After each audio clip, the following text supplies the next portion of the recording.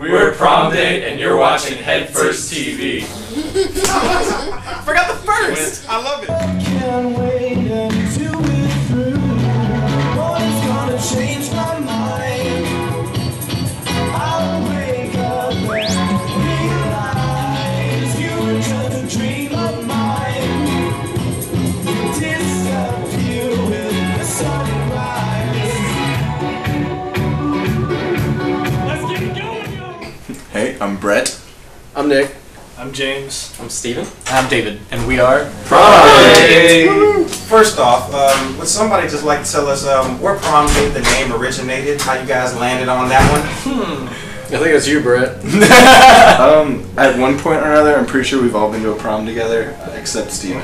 He's the newest add-on. New to me. But One day you'll go to prom. we all went to high school together, the three of us, and we met. And I went to the prom with him in college. Isn't that? Yeah, we have this Crashing at prom is kind of bad issue. That's true. But we also make dance music, and so it seemed applicable. Sadie Hawkins was taken. Yeah, it was. Alright, cool. Their band has a great legal team. We don't want to mess with that.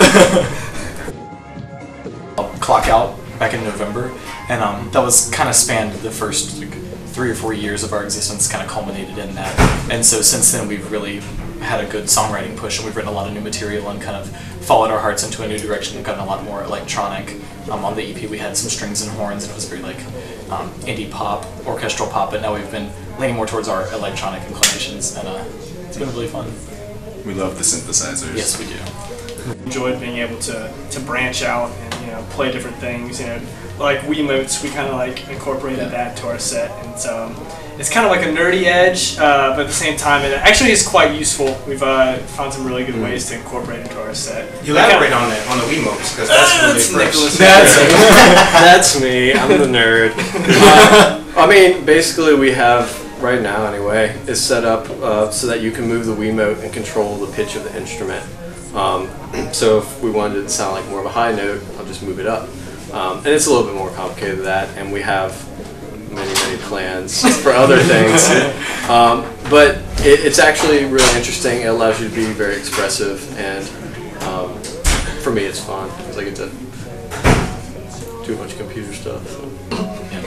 It's interesting how it's such a visual aspect to the music, because whenever we're writing the songs we have a layer of like how can we reproduce this live, and if it's not just a traditional keyboard layer, it's really fun to try to make something out of the Wiimotes. We just kind of give ourselves projects like how can we do this live, and then we figure it out. Right. Well, he figures it out. Yeah, we've been taking a more we changed our songwriting style, and we kind of did a lot of stuff on the computer, and it became not like we're playing the instruments now, let's record it. It was almost like we're recording the song, now how do we play it? And we've been kind of open-minded on how we can do that and how we can be the most expressive, because really when you're playing live you just want to be expressive with your instrument, and with electronic instruments it's hard sometimes, so that's what we're going for. For me anyway. I don't really. That's not how I feel at all. I feel completely opposite of that. Whenever you said the opposite. Yeah. Cool. Alright, so Steve, next question is for you. Alright, I noticed on stage, and this might not be something you even want to spotlight, but it was the coolest thing ever, right? Yeah, let's spotlight it. So you're playing the drums, and then the stick falls out of your hand, and what you do is you just real smoothly just get another one and just keep it rolling. That was a move that I've been working on pretty much since I got in the band. Yeah, it's the first time I've ever done it. It's that one part in the song where I go from like brushes to the regular sticks. So like just take out the the actual regular sticks, and it just changes the way the drum set sounds, and it's a pretty good move. I'm gonna say it. It's pretty sweet. We gotta get the double. Yeah, I really want like Sheaths. yeah, sheaths. Ninja Turtle sheets. Quivers? two sword quivers. No, that's for arrows. Arrows. Alright, so let's stick with sheaths. Okay, let's yeah, keep two sheaths. Yeah, Sorry like for that. complicating them. Like I think at the first show, I was like, I don't know which one of them I'm going to replace, but I'm going to replace them.